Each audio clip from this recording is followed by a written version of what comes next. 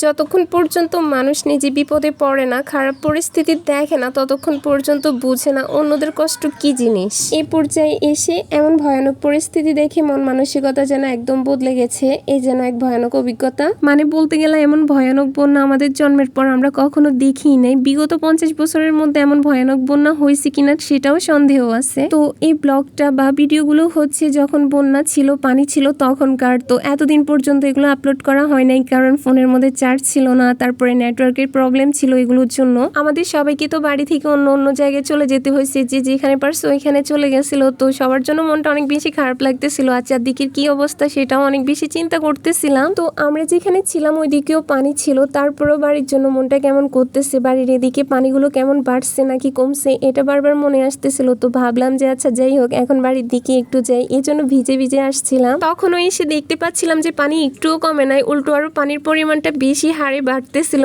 এটা দেখে তো একদমই ভালো লাগতেছিল না। আর এইখানে যে প্রবল স্রোত ছিল, স্রোতের মধ্যে তো ঠিকভাবে হাঁটাও যাচ্ছিল না। তাও আমি অনেক কষ্ট করে হাঁটতেছি, শুধু আমি না, যারাই হাঁটতেছিল সবাই অনেক কষ্ট করে হাঁটা লাগছিল। তো সবাই এসে এই জায়গাটার মধ্যে দাঁড়াচ্ছে, বসতেছে, কে আসতেছে কে যাচ্ছে সবাই এর ব্যাপারে খোঁজ খবর রাখতেছিল। আর পানির পরিমাণ বাড়তেছে কিনা সামনের দিকে সেটাও সবাই যাচাই করতেছিল। যদি পানি কমে তাহলে বাড়ির দিকে গেলেও যাওয়া যেতে পারে। তো দেখা যাচ্ছিল যে পানি কিছুটা কমছে, এই জন্য বাড়ির দিকে অনেকে যাচ্ছিল, কিন্তু আমি যাচ্ছিলাম না। এরপরে আমি চলে গেলাম নদীর পাড়ের দিকে, ওইখানে কি অবস্থা সেটা দেখার জন্য। মূলত আমি আসছিলামই সবাইকে দেখার জন্য। তো নদীর পাড়ের দিকে যখন আসছিলাম, আমাদের বাড়ির সবাইকে দেখে, গ্রামের কয়েকজনকে দেখেও অনেক বেশি ভালো লাগছিল। মনটা সত্যি অনেক বেশি খুশি হয়ে গেছিল। সত্যি বলতে সবাইকে দেখে অনেক বেশি কষ্ট লাগছিল, খারাপ লাগছিল। আমি তো অনেক বেশি ইমোশনাল হয়ে পড়ছি, অনেকজনকে জড়াই ধরে ফেলছিলাম। মানে ওই সময়টার মধ্যে মনে হচ্ছিল যে আমরা সবাই অনেক বেশি অসহায়, যে যাকেই দেখতেছে যেন কান্না করে দেবে। যাই হোক, আমাদের বাড়ির সবাই আর গ্রামের সবাইকে সেফ দেখে মনটা অনেক বেশি হালকা লাগছিল। তার মধ্যে একটা মজার কথা বলি, আমি যখন এদিকে আসছিলাম ভিডিও করার জন্য,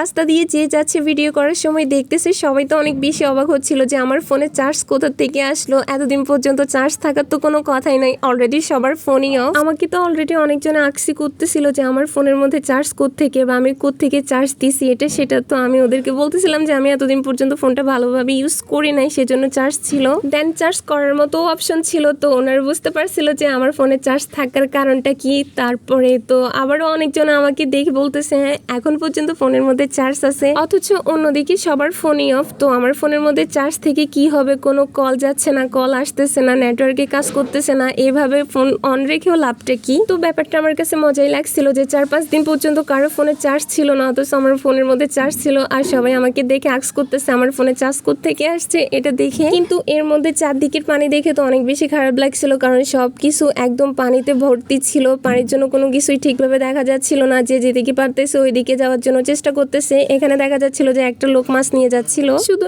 এটা না, অনেকজনেই কিন্তু প্রচুর প্রচুর মাছ পাচ্ছিল, কারণ যে যেখানে জাল ফেলতেছিল ওইখানে অনেক বেশি করে মাছ উঠতেছিল। যেখানে জাল ফেলা হোক না কেন, বাড়ির উঠোন হোক বা রাস্তাঘাট হোক বা নদীর আশেপাশে হোক, যেখানেই জাল ফেলা হচ্ছিল সেখানে অনেক অনেক মাছ উঠতেছে।